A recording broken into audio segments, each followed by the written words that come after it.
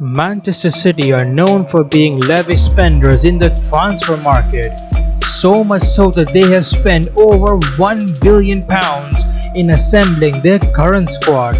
But fair play to them, they have seen the rewards for their spending. 4 Premier League titles! But the question is, what would their team look like if they did not have any money? Well, welcome to UW Football, and today we'll be looking at Manchester City if they did not have the Arabian money with themselves. Quick spoiler, the Manchester City side that I am about to show you cost them half of what they paid for Eliquim Mangala. Goalkeeper Loris Karius. Loris Karius is what Liverpool had before they spent £65 million on Alisson. Now Karius himself is a very good shot stopper, but the problem with him is that he has got a mistake in him. That is why he's now at Besiktas. But he could very well be Manchester City's worry right now because he was at their academy till 2011 before he left them to join Mainz. Now okay, I understand this is not a great start to this team, but the two other options that I had were Joe Hart and Wayne Hennessy, and in my opinion, Karius is better than those two right now, so he'll start. Right back, Kieran Trippier. Now sticking with Manchester City's academy products, because Trippier was actually Manchester City through and through. He joined the club in '99 and stayed with the club till 2012 when he moved over to Burnley. He then joined Tottenham Hotspur, where he proceeded to knock Manchester City out of the Champions League and then shushed the City faithful. He also played for England at the World Cup, where for a moment he made the nation believe that they'll be playing in the World Cup final. Quick spoiler, they didn't. Kyle Walker, Danilo and João Cancelo is what Manchester City had signed at right back. The combined fee for those three is £150 million, whereas Trippier, well, they could have had him for free. At centre back, I'll go with Jerome Boateng. Is this cheating? He was signed when Manchester City had money, but he didn't cost them a lot, £10.5 million to be exact. So we'll stick with him. Even if Manchester City did not have Sheikh Mansur's money, they could have still easily signed him. Boateng, he was at Manchester City for just one season, played 24 times for the club, mostly as a right back, won an FA Cup with them and then left to join Bayern Munich for £12 million. Man City since his departure have signed Stones, Laporte, Otamendi, Mangala for a combined fee of £200 million. If they would have kept Boateng, they could have avoided all of that because since leaving Man City, he's had a fairly successful career. 7 Bundesliga titles, a UEFA Champions League title and the World Cup with Germany. Partnering Boateng would be Stefan Savic. Now we have established that we can go for players post-takeover as long as they did not cost Manchester City a lot of money. Savic, he cost them only £6 million. He joined them from Partizan Belgrade, came in for just one season, played 12 times in the Premier League, won the Premier League under Roberto Mancini and then got swapped out for Matija Nastasic. Now since leaving Man City, he played for Fiorentina for 3 seasons and then Diego Simeone signed him up at Atletico Madrid for just £10 million.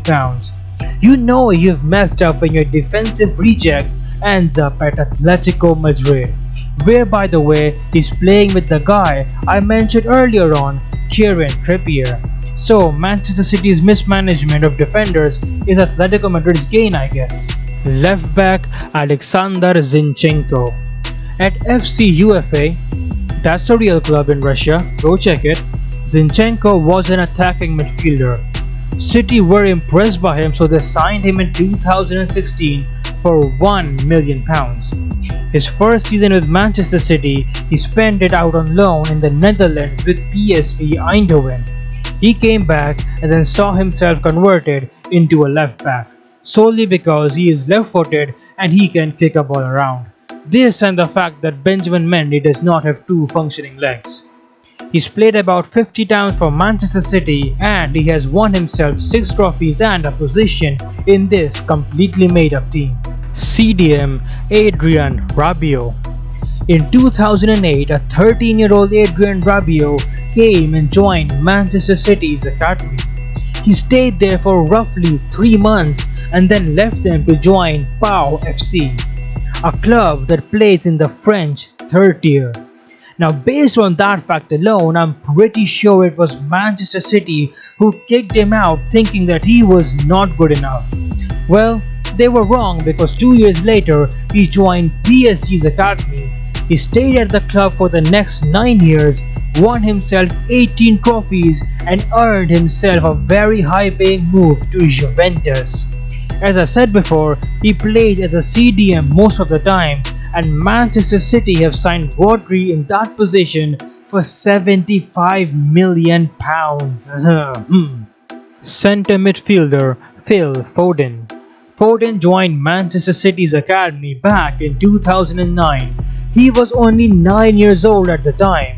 Well, he's only 19 right now and only has 39 senior appearances to his name, so this inclusion of him is probably not justified. But he is a talent and a half.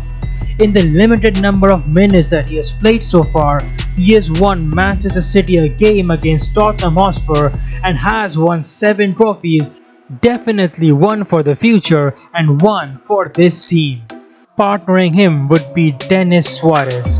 I could have gone with Aaron Moy in this position as well, but the fact is they're both rubbish. But at least Denis Suarez has had a good career. He came to Manchester City from Celta Vigo for £850,000. He stayed at City's academy for 2 years before Barcelona bought him for £1.5 million.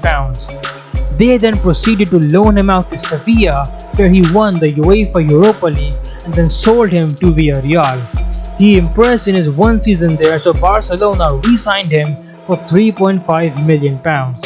Actually, this fee is highly deflated because Barcelona had the buyback option, which they exercised. Anyways, he stayed at Barcelona for 2.5 years, won himself 5 trophies and then moved to Arsenal, where he failed. Now he's back at his hometown club, Celta. Yeah, I know he's not very good, so spending £28.75 million on David Silva in that position was the correct call. But since we are on a limited budget, we'll have to stick with Denis Suarez. Right wing Rony Lopes. He joined Manchester City's academy for £1 million as a 16-year-old. He stayed there for 3 years before joining Lille on a season-long loan. He then moved away as Monaco the following season, but after the 6 months at the club, he joined Lille once again, this time on an 18-month loan deal. When he came back from loan, he was very good for Monaco. He scored 15 times in the 2017-18 season, but then had an injury his season the following year. Then Sevilla signed him for £25 million.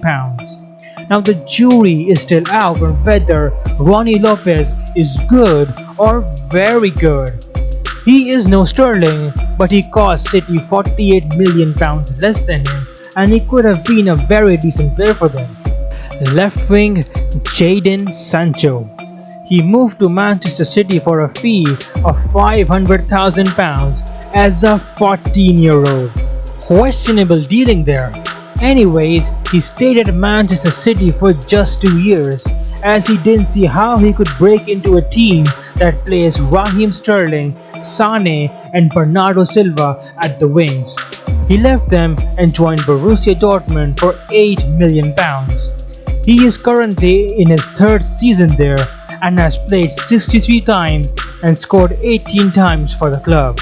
He has also earned himself 8 England caps and is valued by Transfermarkt at €100 million. He definitely could even start for the current Manchester City team. He is just that good. But Manchester City, well, they let him slip.